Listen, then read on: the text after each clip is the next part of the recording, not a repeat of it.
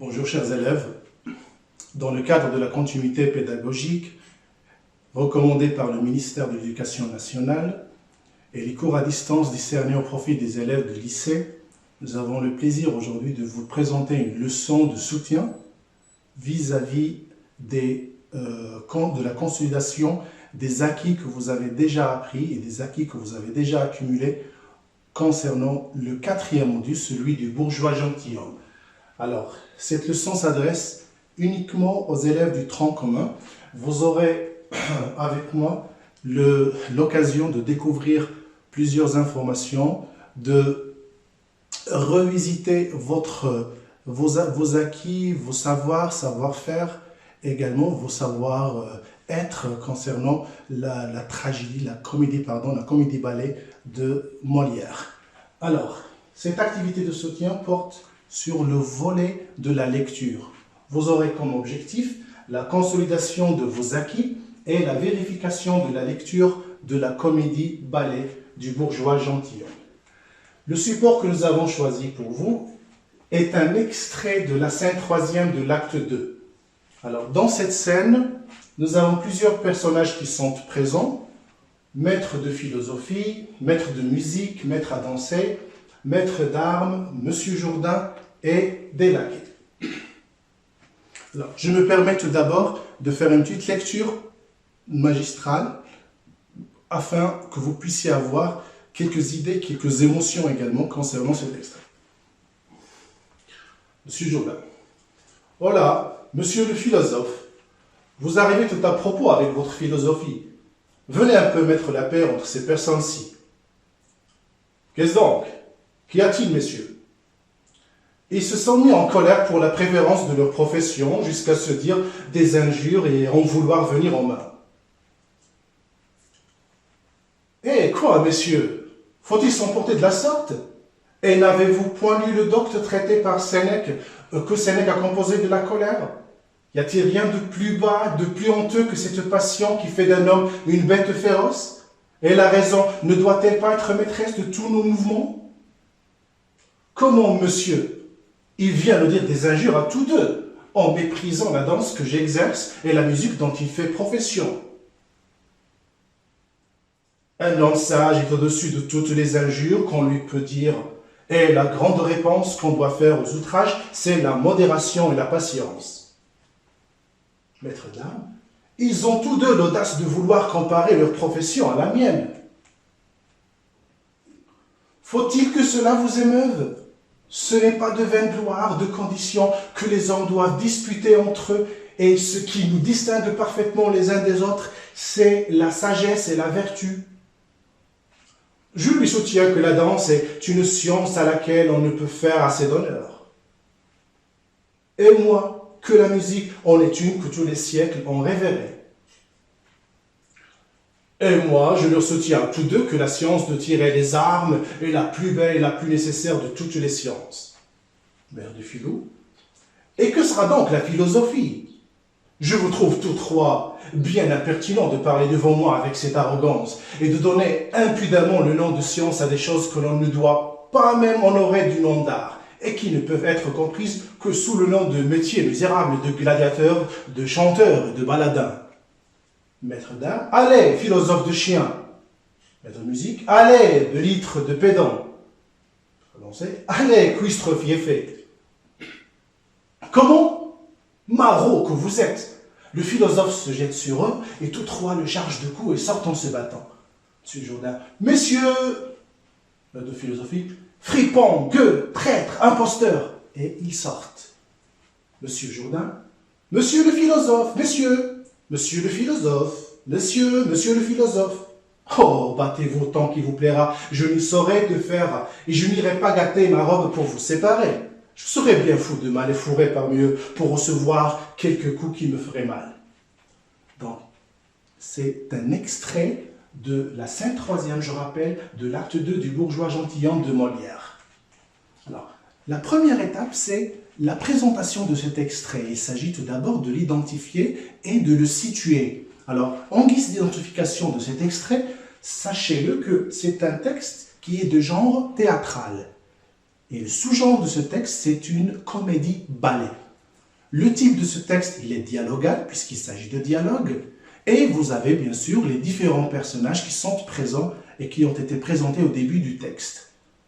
Maintenant, qu'en est-il de la situation du texte? Rappelez-vous ce qui s'est passé avant ces deux scènes. Le maître Jourdain, il a engagé, il a chargé plusieurs professeurs, un professeur d'armes, un professeur de musique, un professeur de danse et un professeur de philosophie, afin qu'ils lui apprennent les bonnes manières, les bonnes mœurs, et afin de le réhabiliter pour qu'il puisse être l'un des nobles. Monsieur Jourdain est un bourgeois et il aspire à la noblesse et à l'aristocratie. C'est pour cela qu'il a engagé plusieurs professeurs, dont le prof de philosophie, d'armes, de musique et le professeur à danser. Donc là, après cet événement, bien sûr, Maître Jourdain, il est là, il est enthousiasmé d'apprendre toutes les sciences qui vont lui permettre d'accéder au monde des nobles. Alors, quel est le personnage qui vient d'apparaître sur scène? C'est le maître de philosophie. Pourquoi les enseignants de M. Jourdain se disputent-ils? Chacun d'eux veut démontrer que la discipline qu'il exerce est la meilleure. Comment l'argumentation peut-elle servir au comique? Ça serait l'axe ou l'un des axes sur lequel nous allons travailler dans cette analyse. Alors, l'argumentation au service du comique, ça serait le premier axe d'étude. Que fait le maître de philosophie au début de la scène? Le maître de philosophie essaie, afin de calmer l'atmosphère de fureur qui règne, de convaincre le maître à danser, de musique et d'armes, de l'inutilité de leur colère, car elle n'est pas une solution sage face à une situation qui ne mérite pas ce malentendu. Et il avance, un homme sage est au-dessus de toutes les injures qu'on lui peut dire. Et la grande réponse qu'on doit faire aux outrages, c'est la modération et la patience. Ce n'est pas de vaine gloire et de conditions que les hommes doivent disputer entre eux, et ce qui nous distingue parfaitement les uns des autres, c'est la sagesse et la vertu. On peut voir à travers ces deux citations utilisées par le professeur ou bien le maître de la philosophie, c'est qu'il essaie de convaincre ses protagonistes, maître de danse, le maître de musique et le maître d'armes, que leur dispute est vaine, leur dispute n'a aucun sens, puisque ce sont des disputes inutiles. Et pour les convaincre, il a utilisé un argument en évoquant Sénèque. Donc Sénèque, il s'agit ici d'un argument d'autorité, parce que Sénèque est un philosophe, est un grand philosophe. On avance un petit peu. Alors, les phrases interrogatives utilisées également par le maître de philosophie sont des phrases d'ordre oratoire. Ce ne sont pas des questions directes, ils ne cherchent pas des réponses, mais ils cherchent tout simplement à pousser, à réfléchir. Ce sont des questions, de fausses questions, ou bien des questions oratoires. Il utilise aussi des citations, ce que je viens de dire tout à l'heure. Alors, quelle est la visée des premières répliques du maître de philosophie? Le maître de philosophie, il essaie, il s'efforce de convaincre les protagonistes de cette exagération et de l'inutilité de leur acte en annonçant des arguments logiques.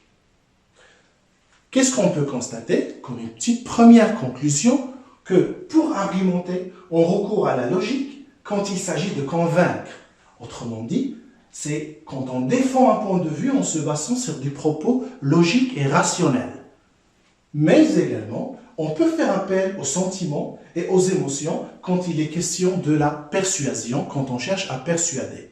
Donc l'argumentation, elle peut utiliser deux volets, elle peut jouer sur deux cordes, la corde rationnelle et la corde émotionnelle. On avance. Alors pour ce qui est le comique dans la scène, où réside le comique dans la scène? Qu'est-ce qui provoque le rire dans cette scène également? Les procédés du comique dans la scène, tout d'abord, vous avez le comique de situation.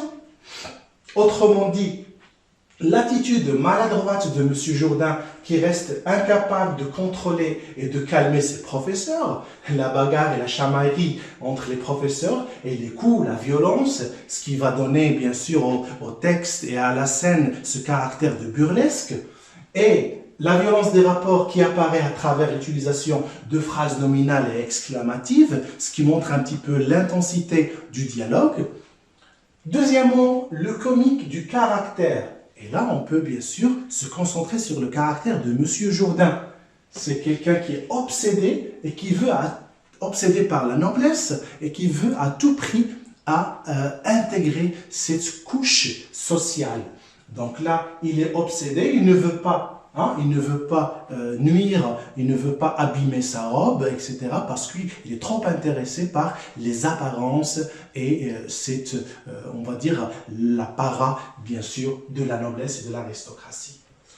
Le comique du geste également. Nous avons remarqué que les gestes de ces protagonistes, d'accord, notamment les coups qui sont roués, la bastonnade, etc., toute cette contradiction entre la sagesse du professeur de la philosophie et comment il agit. Il agit violemment, il se bat, il frappe, il cogne. Donc là, il s'agit bien sûr d'une contradiction et cette opposition entre l'être et le paraître. Donc l'être, c'est un prof de philo et le paraître, c'est tout à fait différent et il est en décalage avec ce qu'il est.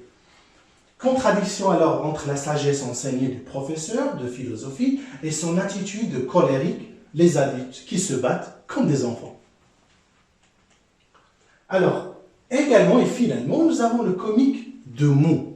Alors, le lexique également, le lexique employé, les champs lexicales, par le champ lexical des injures, des outrages qui ont été prononcés et proliférés que ce soit par le maître à danser, le maître de musique, le maître de philo, également sont des éléments qui peuvent représenter ce comique lexical. Donc, la présence du champ lexical des injures, la philosophe de chien, bellître de pédant, peste d'animal, fripon, gueux, traître, imposteur. Tout ça, donc là, on ne peut pas imaginer, on n'imagine pas des intellectuels, des gens intellectuels qui ne doivent pas se comporter de la sorte. C'est un comportement dépourvu de tout sens de sagesse et de réflexion indigne des maîtres. Alors, finalement, à quel registre appartient cette scène ? On ne peut pas débattre là-dessus. Il s'agit du registre ou bien de la tonalité comique. Déjà, la tonalité comique, c'est la tonalité dominante dans la comédie-ballet, d'accord ? Molière cherche à faire rire, il ne cherche pas à faire pleurer, il ne cherche pas à dégager le sentiment de la sympathie, de la pitié, etc. Mais par contre, il cherche à faire rire afin de mettre en cause et de mettre en procès les travers de la société du XVIIe siècle, notamment toutes ces aberrations morales concernant l'ascension sociale. Alors, le registre comique, il suscite le rire et s'appuie essentiellement sur les jeux de mots, de situations, de caractères et de gestes. Le déclenchement du rire est dû à la présence de situations ridicules et absurdes, mais qui ont une visée satirique, c'est ce que je viens de dire. Donc on cherche à faire la satire, à critiquer violemment et virulemment les pratiques et les mœurs sociales. Donc la visée, elle est satirique, mais à travers le comique, pour critiquer un comportement vicieux de la société bourgeoise, société de snobisme, des apparences, des apparats, etc. Société bourgeoise du XVIIe siècle.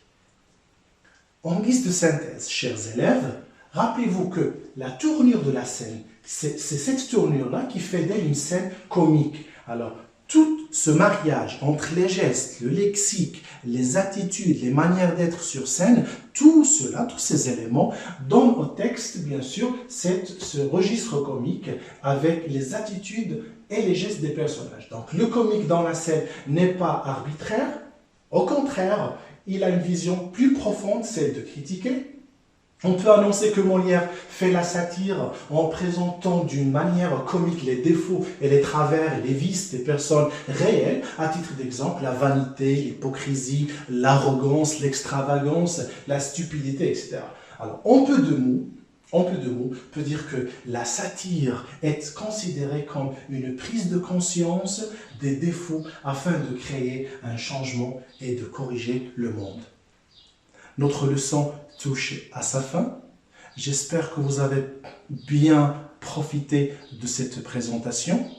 Rappelez-vous qu'il s'agit tout simplement d'une activité de soutien de tout ce que vous avez appris concernant le 4e module.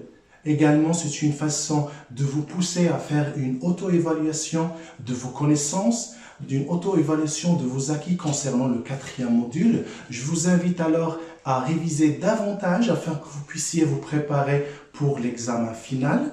Alors là également, je peux vous dire qu'on aura une autre leçon, une leçon concernant la préparation et l'entraînement à l'examen. Alors, je vous remercie, chers élèves, encore une fois, et je vous souhaite une très bonne chance. Merci à vous. Au revoir.